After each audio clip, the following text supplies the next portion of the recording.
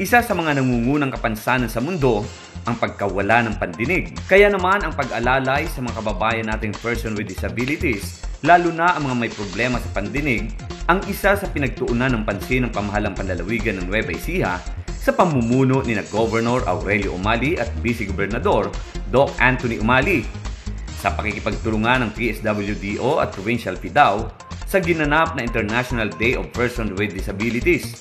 Layunin nito na isulong ang kamalayan ng mga mamamayan sa mga isyu ng kapansanan at mga pangunahing karapatan ng mga PWDs. Malaking pagbabago sa buhay ng mga PWD ang mga ipinamahaging assistive device ng pamahalang panlalawigan.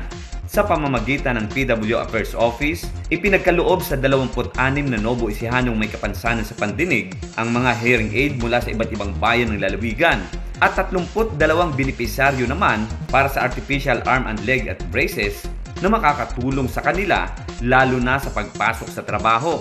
Ayon kay Provincial Persons with Disability Affairs Office, Ariel Santa Ana, napakalaking tulong para sa may mga kapansanang walang pandinig ang ipinagkaloob ng Kapitolyo lalo na sa mga walang kakayahang makabili nito dahil umaabot umano sa mahigit 12,000 ang bawat isa nito. Hindi pa kasama rito ang pagpapa-check up o tinatawag na audiometric test, ganun din ang mga artificial leg na umaabot sa mahigit 55,000. Ang laking pasasalamat din ng ating mga nagiging beneficiary dahil kung sa kanila lang na kapasidad ay mahihirapan sila na maka-avail ng lalo na sa pagdating sa artificial leg.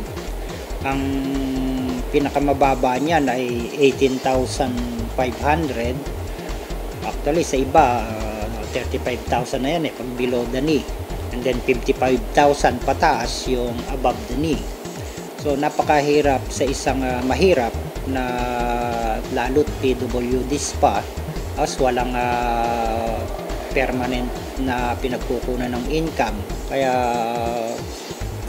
nung sila ay napagkalooban ng provincial government, talaga ang laki ng kanilang pasasalamat sa ating mahal na punong lalawigan.